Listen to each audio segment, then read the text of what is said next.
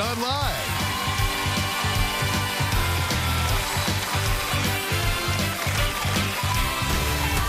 Now, here are Kelly Ripa and Michael Strahan.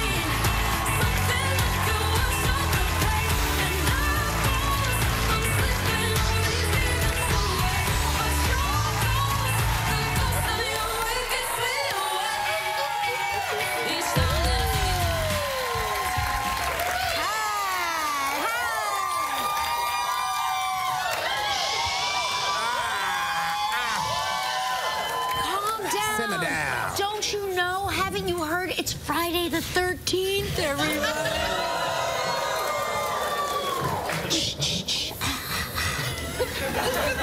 Be on your best behavior today. I know. Look around every corner. Are you superstitious about that? I always guess am.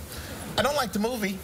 Yeah. Are you? Spooky. I am. I'm always superstitious about everything. Yeah. I always think I would have made a good athlete because I am very superstitious and I have certain rituals. I'm a little ritualistic. Me too. I was the same way. But then you got to catch yourself because sometimes you'll have so many routines that the game will be starting and you'll still be back there trying to figure out what to do. Right. Like, I got to remember to do this. But I was very superstitious. Right. We had the New England's Patriot. Oh yeah, they Julian Edelman with the beard. Right, remember that? But see, mine was more like my socks and the way I taped my fingers up, the order in which I did everything. And I would look in the game program and look at everybody's face when their little pictures, pictures of whoever we're playing against, like stuff like that. When Willie Randolph was coaching, when he was the third base coach for the Yankees, they were in the World Series. Gretchen and I would hold Michael, who was a baby at the time, we would hold his baby socks anytime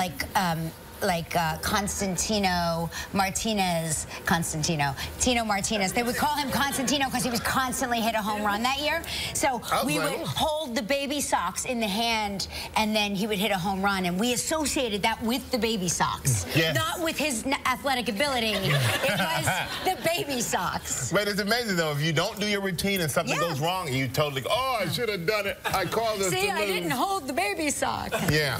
And and tomorrow is Valentine's Day. Yeah. And I'm just curious as if you have any plans tomorrow. We have more of a, we make it more about the kids. Like we do something nice for the kids. Probably how you ended up with the kids. That's exactly right. You celebrate Valentine's Day and then kids happen. Yes.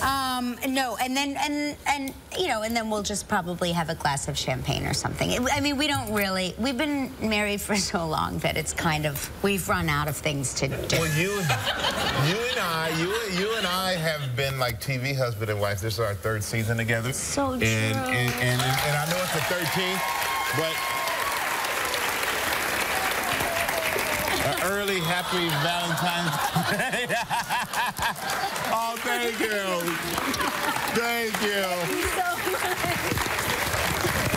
Thank you so much.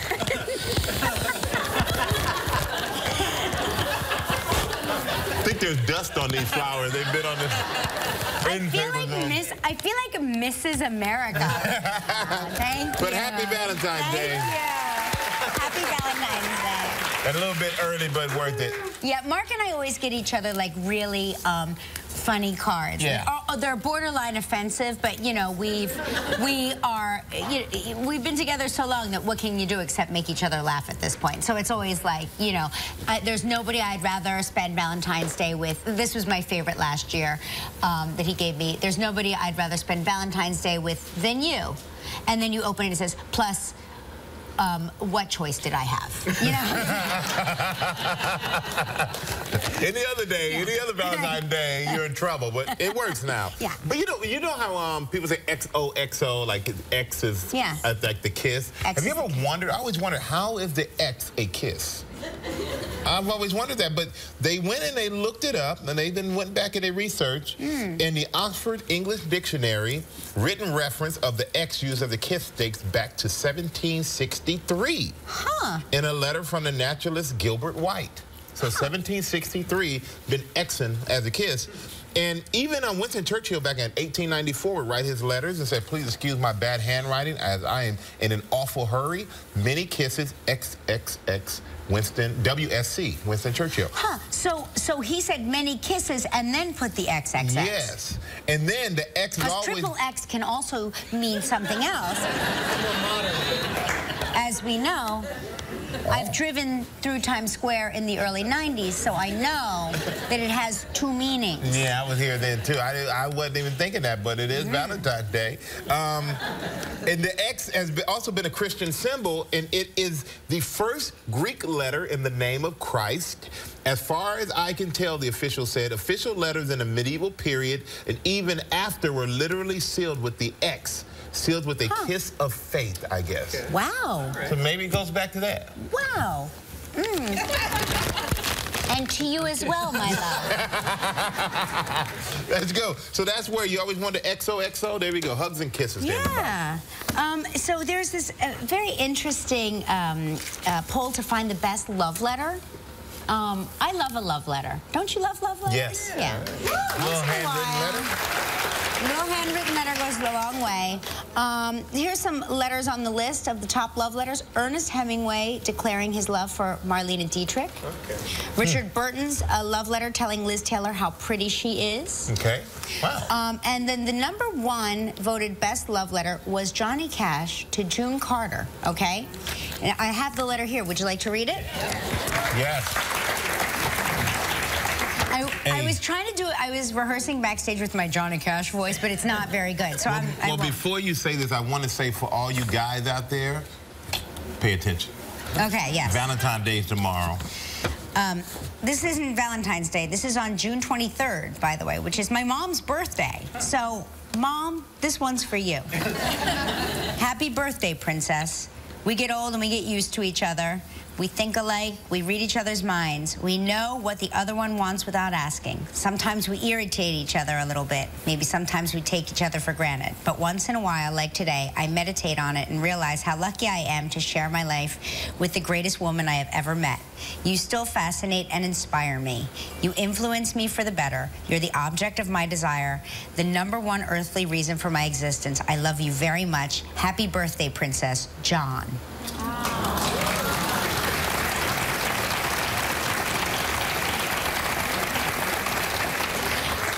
Hoping that it would start with, hello, I'm Johnny Cash. But it didn't.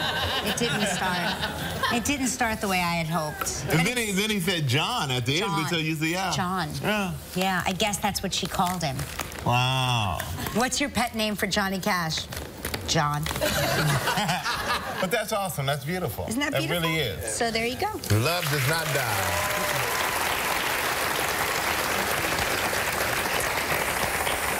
And I found a very interesting story. Okay. Okay? They did this whole study about the lollipop. How many people here like lollipop? Everybody like a lollipop? They finally figured out what they think, how many licks it takes to get to the center of a Tootsie Roll Pop, a Tootsie Pop. A 1, a 2, a 3. So they're trying to say that a Tootsie Pop at approximately 1.063 inches in diameter would need to be licked 2,500 times for someone to successfully make it to the middle. But I don't agree. I don't agree, because I have an extra long tongue, so... And you have a cavernous, you have like a whole cavernous... So if I do it, it's like two licks in one. What about the swirl? Yeah, the swirl, like a swirl. The swirl? What if you do a full swirl with a turn? Swirl and turn, you know, girls. Exactly. Come on. What about people... What about if you like to bite it? The crunch. That's the owl. Lady, do not look at me like that. She threw me all off, but what were we even talking about? Well, some people like to bite the Tootsie Roll. Excuse me, she's looking at me. Oh.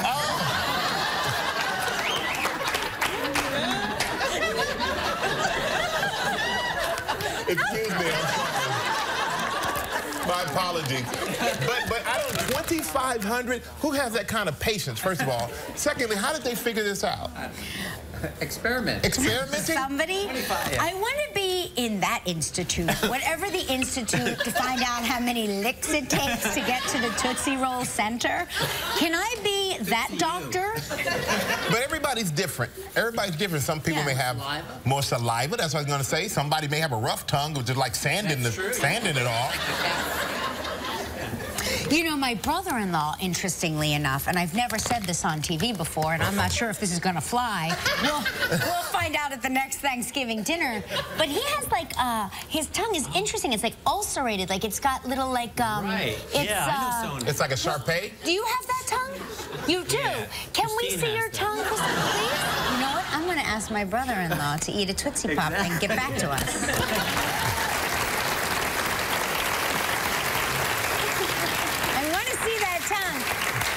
Show us that tongue right now.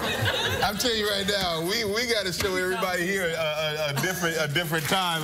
We got to get off that. Listen. You don't have to figure it like that. We can't see your tongue if you just let your mouth sit. Yeah, you can't see it like that either. If we can't talk about tongues on Friday the 13th before Valentine's Day, when Jamie Dornan comes out? Before Jamie Dornan comes out. 50 Shades of Grey, baby.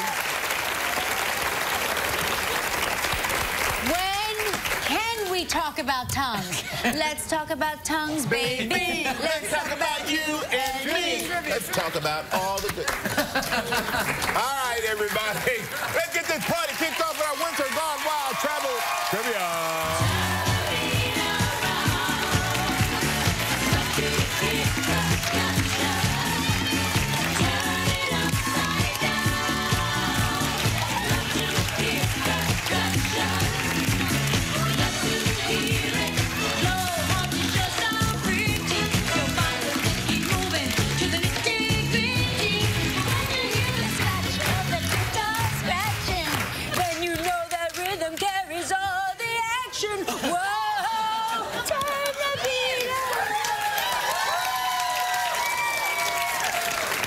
I love it when you get caught up in a moment. In my mind, I sound just like the record. In my mind. Hey, our trivia dancer, another Brooklyn lady, Courtney Way to go, Courtney. That was very good. Very, very good. Song, right?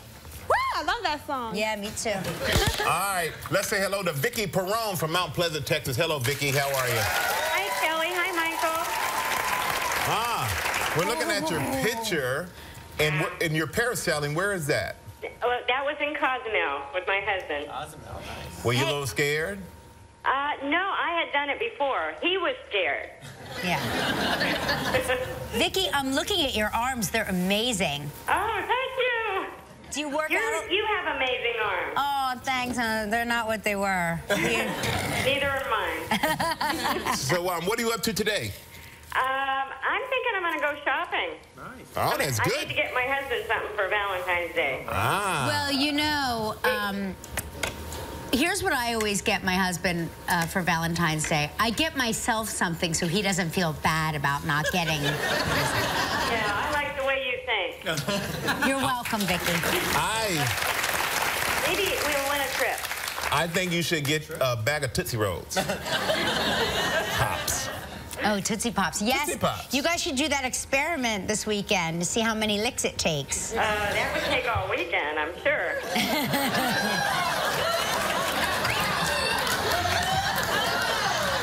Maybe a trip. Maybe a trip. Yes, maybe a trip. All right, let's spin the wheel. Okay.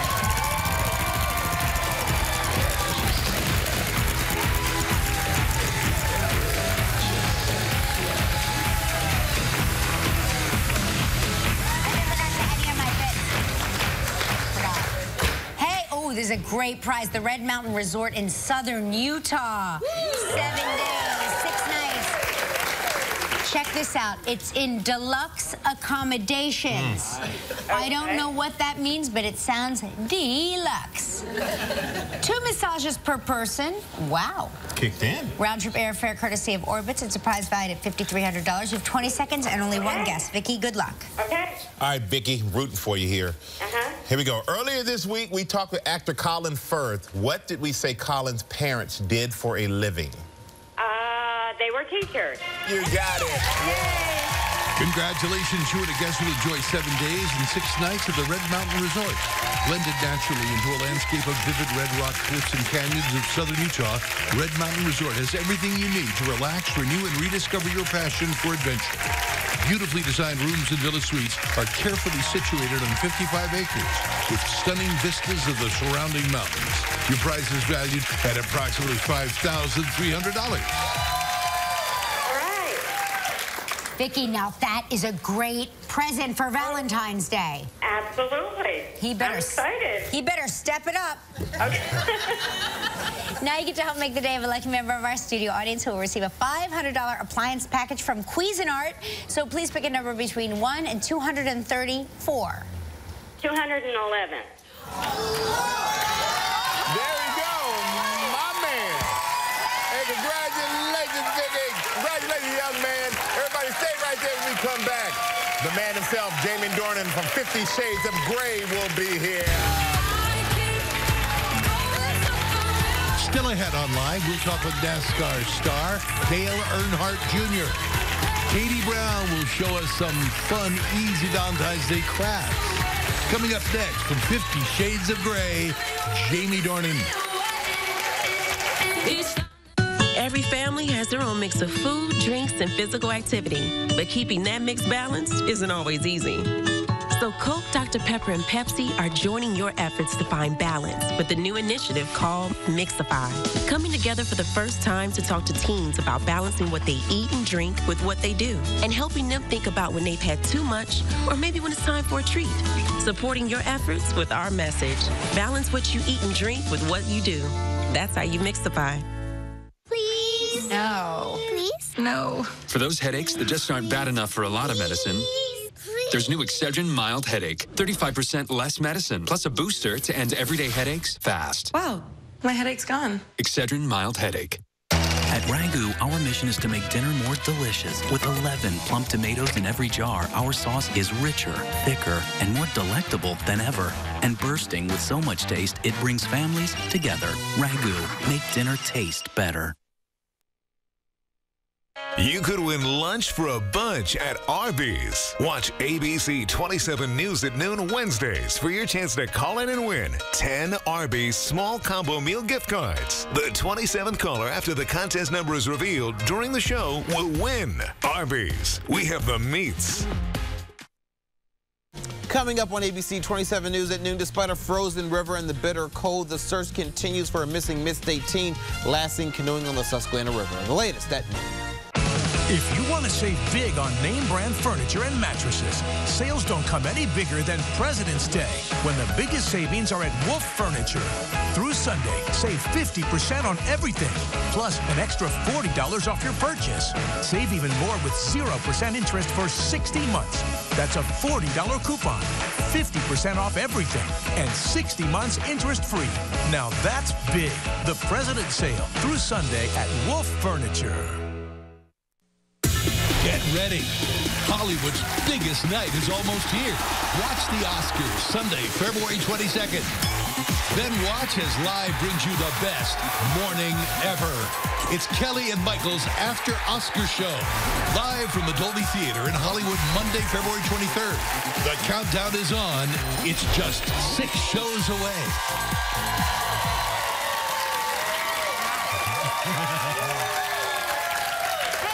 Show from the series Shameless, William H. Macy will be here. Yes, and from the new series Back. Did you know that your homeland, Ireland, is home to the #3 sexiest accent in the world? Did you know that? What are 1 and 2? One is England, and 2 is America. Yes. Okay. You don't agree? Do you agree or you disagree? I mean, you know, I'm obviously a little bit biased. I'll probably put us slightly further up the pecking order. But, you know, English is first. Yeah. That's what I said. I thought it should have been good old American. Yeah. Y'all don't agree, I guess, right? I'm sorry.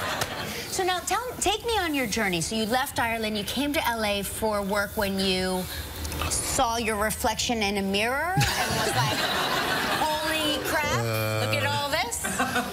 I don't think I've ever had that reaction when I've looked at myself in the mirror. No, yeah, I mean, I came to LA the first time probably, 10, 12, 13 years ago, something like that. And with the intention, I think I was modeling a bit by then, and then I wanted to be an actor, but it's a tough game, man. It's tough to get into, you know. But so we get, you know, a lot of people from that side of the world in Britain and Ireland, they all sort of cling together and come out at the same time and, you know, live together and try to get work together and don't really get any work for the first part for me. You know. But we hear that your former roommate's an Oscar nominee now. Who is that? That's right, Eddie Redmayne, yeah. So what was that like? So take me through the struggles. Well, you guys are unemployed actors. What are you doing? Well, it's like, so Eddie and I went over together, and the idea was like, this is going to be great. You know, we'll just talk in our #1 and #3 accents in the world. And people, we just thought it'd be easy. People would be like throwing work at us, and polar opposite. I mean, it was just tough. And we were at the same agency at the time. And I remember like the first day we arrived, like fresh off the boat in LA, and someone from the agency dropped around scripts for us. But there's scripts for Eddie and there's scripts for me, and my pile was huge. It was like, it must have been like 25 scripts in my pile, and like 3 in his. And so it was this like contention of like, you know, but actually what that essentially means is I had like 23 more jobs that like I wasn't going to get. I mean, it's just like, you know, more failure for me, I guess. But that's what's so lovely about it now, because good things are happening, you know, for both of us, and it all kind of worked out, I mean, as you said, acting is a tough business, but modeling is also a tough business. But is there anything that you're self-conscious about? I mean, I don't feel great about, you know, how you know, like everyone's the same. Everyone has things that they don't feel comfortable about themselves and they would change. And I have loads of those. I have massive insecurities about the way I look, the way I walk, the way I speak, everything, you know. Really? Yeah, I do. Even you. What's okay? Give us one thing that you are ashamed about that you would change if you could. Because I'm eyeballing you. I can't find anything. I'm a bad walker. Like I can't. It's like the first thing that we learn to do, pretty much on Earth, and I can't do it. I mean, I can do it. I can get from A to B. I just not.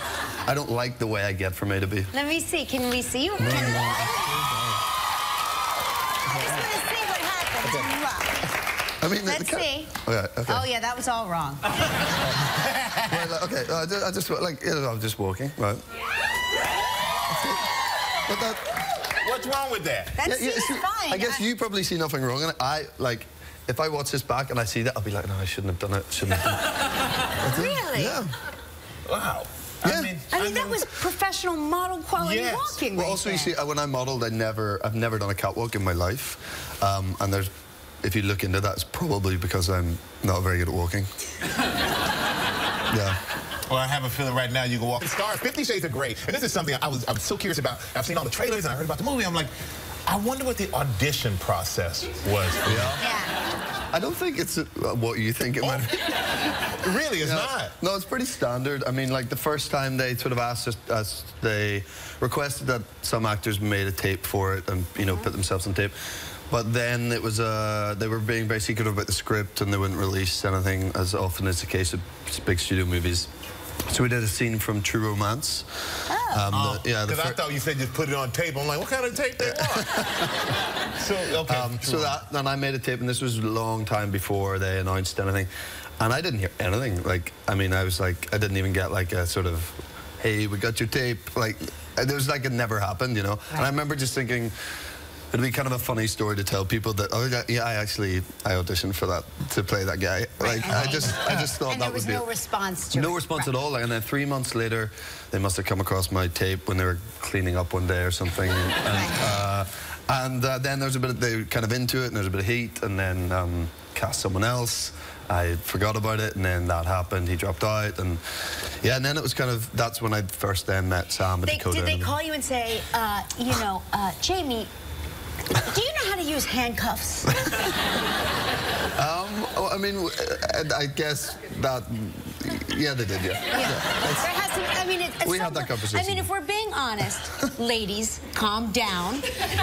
At a certain point, they have to know how comfortable you are with crotchless chaps and a whip. Am I right? Well, yeah, because look, not that many guys are that I know or are that comfortable in that kind of world. But let me handle this. I'm sitting right here going, this is all you. You just sit there and I'm going to be over here. Tell us about him. Tell us about that. I mean, handcuffs, I mean, I'm more, you know, I'm more actually interested in some of the other apparatus that was in the room. Tell us about that apparatus. What was your favorite thing that you said, wow, I didn't know that this was used for this? I mean, Jesus, I mean, there's so much stuff.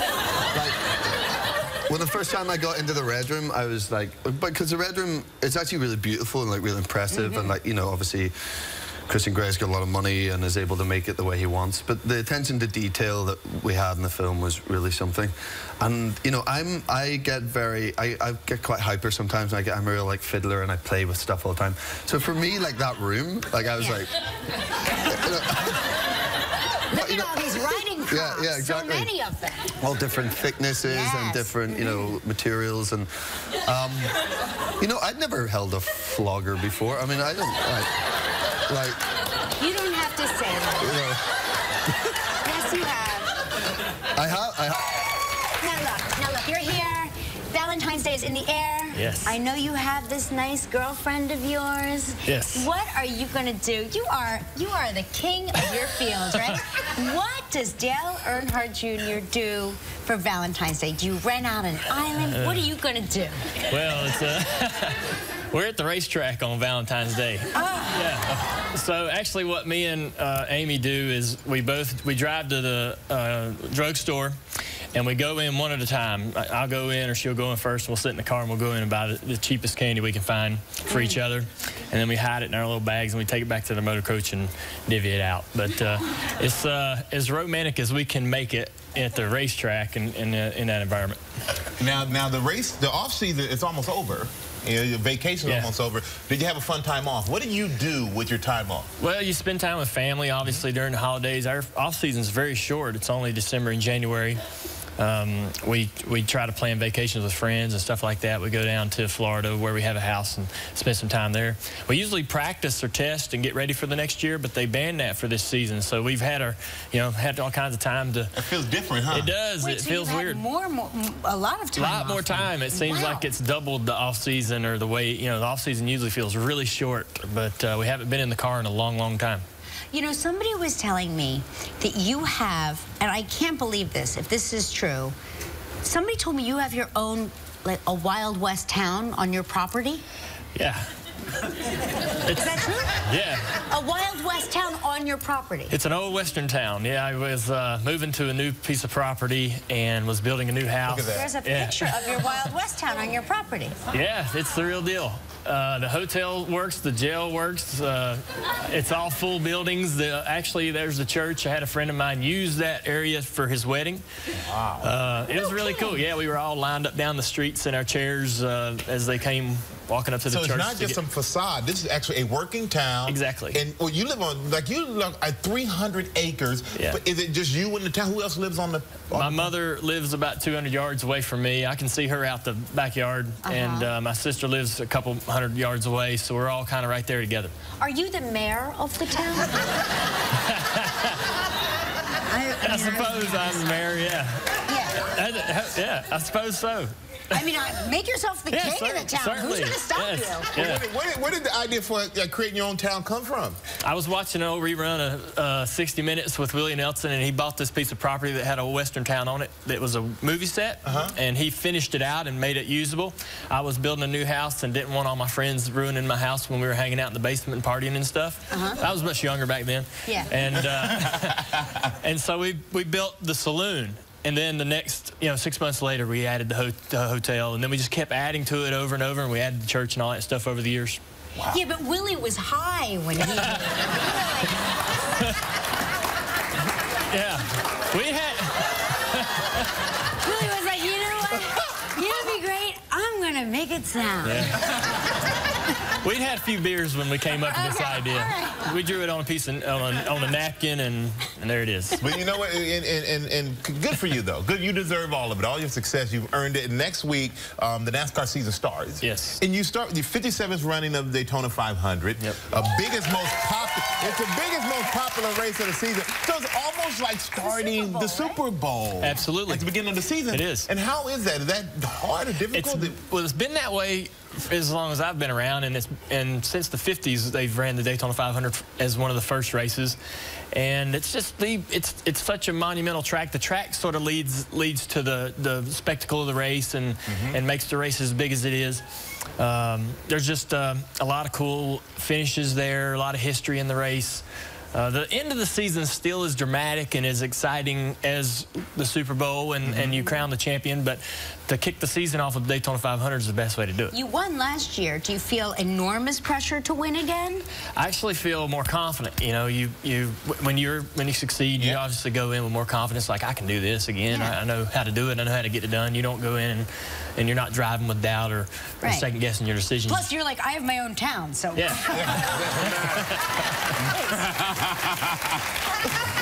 Who here has a town? Oh, nobody?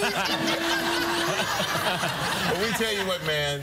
Good luck. Congratulations. And good luck to you, man. The Daytona 500. It's Valentine's Day love. That's right. We're spreading the love this Valentine's Day on how to craft your way into somebody's heart. That's right, if you're a cheapskate. So here is the editor-in-chief of Yahoo Makers, our friend Katie Brown. You're my Valentine. That's right. I love it. Get right in here. There we go. There we go. Well, to get started, we got to get the party started. Let's get it started. So I have taken some clementines, put them in the freezer. You're my darling Clementine. Oh, you're punny. You're my punny. You had that. Oh, no problem. You had that. Now, these little oranges, frozen oranges, are great for they're even frozen? if you they're frozen, so they're like a little ice cube. Yeah. So they're perfect for any kind of like lemonade or orange juice in the morning. Are these mimosas? Delish. These are little mimosas. Little mimosas. Only there look me in the eye. Look me in the eye. Oh, that's right. Okay, there we go. Happy Valentine's Day. Less clinking, more drinking. Wow, that's good. That's really good. It is really good, isn't it? You know what's great? Let's not do this. Let's just keep drinking. What do you think? Let's get that Jamie Dornan back here. He's my Valentine. Oh my gosh, I bet you could do some damage with this. Now to get started, I'm gonna keep drinking. We're gonna make a little breakfast in bed for our Valentine. So we made this homemade apron. This is just a napkin that I hot glued a piece of ribbon on, right? And then to make your design, cut out a heart, get a little red paint, put it right in the center of your apron, and work around your heart, right? So you're gonna do it in the shape of a heart. How you guys doing? I'm Michael, good. My you're heart, gonna do this? My heart beating strong over here. Is it beating strong? Are you ready? You keep working all the way around. You can use a little pink, you can use a little red, you could use a little white, and you keep going. I can use a little bit more. And you use a little bit more. And you keep going. Who's gonna get there first? Oh, Kelly's is so good, you guys. Yeah. You should see it. You know that I'm very rule followerish. You are. So You're being really like strict about it. Is this fun to do with the kids? It is so fun to do with the whose kids. Kids? Your kids or my kids? Easy to do with the kids. And when you're all done, like so, voila, tie it right around, and we are ready for a little breakfast in bed. Okay? All right. Now, for the main course, is that fitting you okay there, Michael? I like it. Yeah. For the main course for breakfast in bed. The things I do for this show, huh? The things we do. Let's make our pancakes. I like it. So you want to have some plain colored pancakes and then some bright red or pink pancakes. So just put in a little bit of food coloring, mix it up, and then you guys all have your pancakes right here. Okay. Yeah, good? Okay. I like that you're finishing that up for me. I told you I have type A. You can't just leave it halfway. I like it. Okay, so you're going to take your cookie cutter. You're going to cut a heart right out of the middle. And you're going to switch them and put the brown pancake and the pink, and the pink. And then you come out really pretty like this. How good are those? That's amazing. Isn't that fun? Yes. Yes, so you got that one. Now, look at, oh my gosh, Michael. Show them off. Show them off. There we go. Check out his pancakes. you want to dress up your normal tray a little bit, and I just took some tape and I taped it in different stripes, so we're all set and ready to go. You put it right. How you coming there, Kelly? I mean, are you so good? Happy. Are you proud? This has made me happy like you can't imagine. Well, I tell you what, we got to take a quick break. We're going to have more Valentine's Day ideas with Katie Brown when we come back, so don't go anywhere. Okay, you just take a bunch of votives or little tiny vases like these. You put them in the shape of the heart, and that can go in the center of your table. It can be on a big giant coffee table when your mom wakes up in the morning, comes down, and it's kind of fun because if you do this with kids, you again get to take a little food coloring, pop it right in, turn the water red, arrange just one simple flower in each vase. That is nice. Can you get in here and help me out here, I'm Michael? sorry. Yes. Okay, busy. He's We're enjoying busy. his champagne. He's liking his cocktail. I was lost in my own world. Is it like his little cocktail? Now, what are you guys? Are you making anything for Valentine's Day? Am I motivating you? Are you getting ideas? We are very, we're very, as you know, in our house, very crafty. So we always make Valentines. Okay, I like to hear that. I'm making another drink. And that's important too. We really do celebrate it more as a kid's holiday in our house than a grown-up holiday. Absolutely. Not because every day is Valentine's Day, just because we are overbuying each other things. So this is fun to do. So it's good to have a little homemade thing here. And what do we got next? Now this is one of my favorite ideas. So you just take either a square old frame that you might have with some like a piece of hard cardboard in the back, or these are just cork boards that you usually put in the bottom of a plant. Yeah. Okay. And then you take a little spray adhesive, and we're going to make it in the shape of a heart with rose petals. Put a little name of your lover on Kelly there. plus Michael forever. Do you see what? True love always. True love always. All right. So grab some spray adhesive, kind of give it a good shake. I love You got to shake, rattle, and roll. And then go around the thing. Ooh, I'm all over the table. And kind of put, that's okay, you can make a mess. And then take your petals. You got it? Yeah, mine is a little.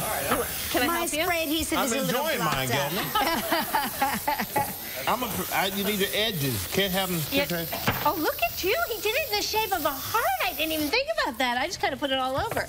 And then you... I'm here to entertain and to educate. I appreciate it. And this is a great, super fun one to do with your kids. You can take your flowers and you just pull off all the pretty petals, and that's what you're going to use as kind of to create your heart. I'm not going to lie. Mark would actually have a fit if we did this. He would. It'd be too messy for him. This would be so messy for him. He'd be like, where are those rose petals coming from? Yeah, oh, good work. Nice work. Oh, not bad. You gotta let it dry a little bit. No, let it dry a little bit. I just want to say again, my adhesive is topped up. It's not really working. It's not her fault. It's not my Kelly's fault. And then last but not least, I would like you to open this and just take a look-see at what's inside and tell me that's not cute. So good. You just get a box, whether you have a square box or in this case a heart-shaped box. Fill it up with some Oasis or styrofoam. Put your little roses right in the shape of the heart and put a little heart. That right there will get her. That is the one. Right? That's it. Thank you very much. Get all the information to make these fun crafts at home with your family. Go to our website or look for Katie at Yahoo Makers. Katie Brown, everybody. Happy Valentine's Day. Happy Valentine's Day, baby. We'll be right back. If you'd like to know more about any of Katie's ideas, log on